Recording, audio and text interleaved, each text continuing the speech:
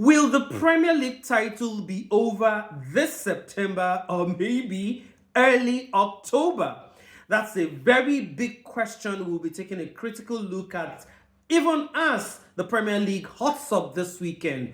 But I'm critically going to be looking at two games at Selhurst Park, where Crystal Palace entertain league leaders Liverpool, and of course, a trip that the Gunners do not like going for, at least in the last two seasons. I'm talking Arsenal going to St. James's Park to face Newcastle. Welcome, guys, to the channel. The name is Ufoma Egbamono. My apologies, I have not been putting out videos over the last 1 month or thereabout. I've moved across cities from Lagos to Port Harcourt due to work, and it's been crazy, really a crazy schedule for me over the last 6 weeks or thereabout. But not to worry, in the next 1, maybe 2, but at most 3 weeks from now, you will be getting to see 3 different podcasts on this channel. So if you love Arsenal, there is a podcast for you. If you love European football, stay right here on Foscolo TV. And of course, we have another podcast that's going to be looking at strictly the Premier League. But for now, let's talk about the Premier League title race, which some persons, are already saying could be over as early as this weekend. Well, Crystal Palace are a very hard nut to crack. But when league leaders Liverpool come by, well, at least over the last few seasons, Liverpool have gotten the numbers over Crystal Palace at Selhurst Park. However, in this particular encounter, Palace are on a wave. They have not lost in 17 straight matches in all competitions. The last time Crystal Palace lost, they were beaten 5-0 by Newcastle. And since then, Palace have not lost in 17 matches. We're not talking Man City here. We're not talking Arsenal. We're not talking Liverpool. No, we're not talking Inter Milan. We're talking Crystal Palace. 17 matches.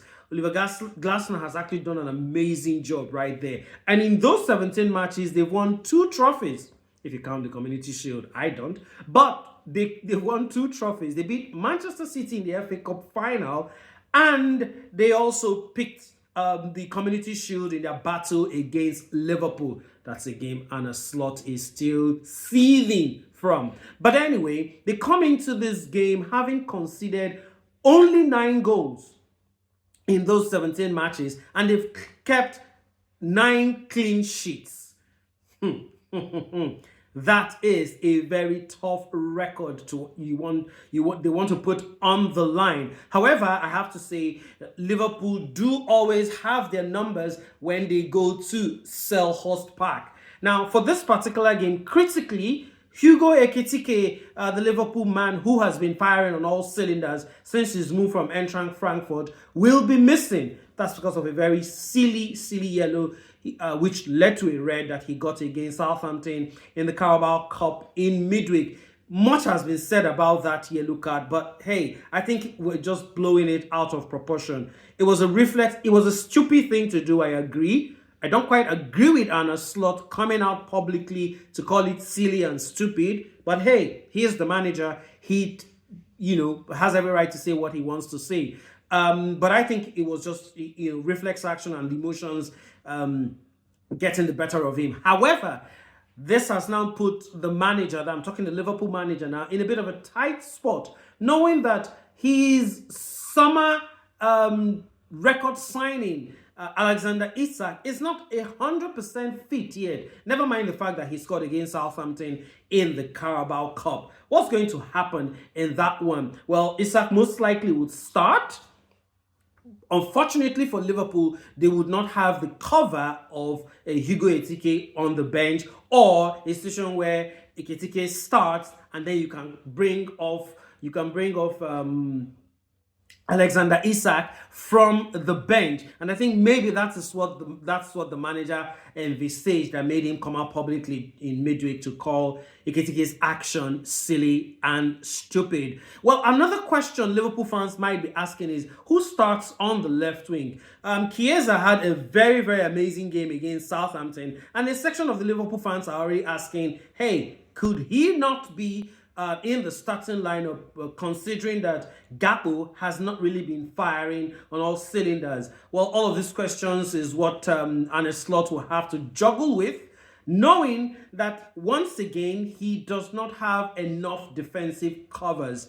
A pity Giovanni Leone, the youngster that Liverpool signed from the Serie A this summer transfer window, sadly got himself a cruciate ligament injury, and then a Slot has just confirmed that he'll probably be out for 1 year. It means that for at least for the next 3 months from now till December, Liverpool only have 3 fit centre backs, meaning Virgil van Dijk, Konate, and Gomez will most likely play all their games from now, at least the first two, play all the games from now till December. That's a tough note. But talking specifically about this game on Saturday, it's going to be a very, very tough one for the league leaders. However, if they win, Liverpool go 3 points clear.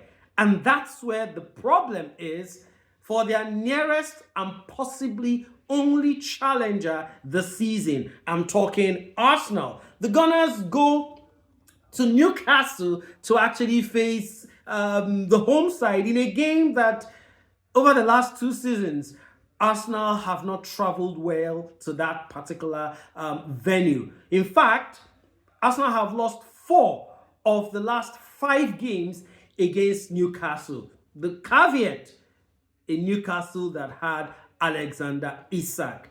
Well, they do not have it right now, and there's a whole lot of pressure on the Arsenal manager. I almost said Arsene Wenger. No, not Arsene Wenger. I'm talking Mikel Arteta. Considering, of course, the noise that went through the roof, so to speak, in that 1-1 draw against Manchester City. Let's actually talk about that.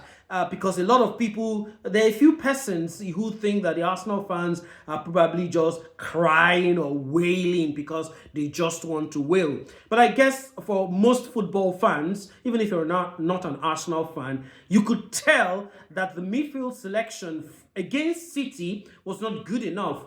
It's too workmanlike and lacks a bit of creativity. Now, that's the grouse quite a lot of Arsenal fans, myself included, had about that selection.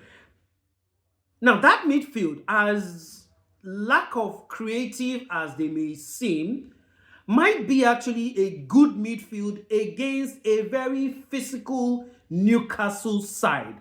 However, we've seen over time, in fact, the records show that in about 11 matches, or is it 15 matches, not entirely sure of that stat now, I think about 11 matches that Declan Rice has played together with Merino, Arsenal have only won 1 of those matches. Yes, 1. Because it's very simple. Zubimendi, Rice, and Mikel Merino, you could argue that they have similar traits. Workmanlike in Merino's case, can crash the box, I should say. Zubimendi, can hold possession, make those passes, but there are not a lot of incisive, creative, between the line passes that these 3 midfielders can make. And that becomes a worry for the striker, Gyökeres, who's still trying to find his feet. Will the manager go with that midfield that has got everybody talking since last weekend's 1-1 draw with Manchester City? Or will he take the bull by the horns and play an Ebere Chieze in the middle of the park? Or maybe will Captain Martin Odegaard be back for this one and fit enough to start, and then Eze has to play from the left-hand side? But good news for the Gunners, Bukayo Saka came through the midweek Carabao Cup in good fashion, played about 60 minutes and should start this one. Newcastle have not really been great this season. Of course, they're missing the man who almost always pulled them out of trouble last season. However, St. James's Park is a difficult ground. The crowd is always ready, to go against any opponent. And of course, they've had joy in recent times against Arsenal. So what exactly is going to happen this weekend?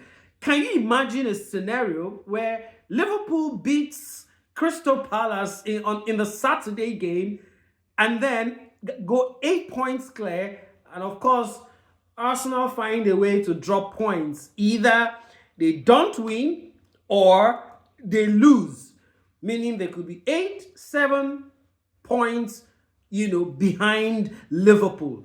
And take note that after this game next weekend, Liverpool go to Stamford Bridge to face Chelsea. And after the international break, they actually face Manchester United. If Liverpool find ways to win these 3 on paper difficult games, and Arsenal, like they did last season, find ways to not win or to drop points, and it goes from 5 points that we are right now to 7 or 8 or maybe 10 by the time we get to mid-October. Is that not the title race gone? Well, tell me what you think in the comment section. I would love to hear what you have to say. Well, guys, that will be it for me right now. Do not forget to subscribe to the channel for Schooler TV. Like this video, subscribe to the channel if you haven't, and I'll see you in the next one.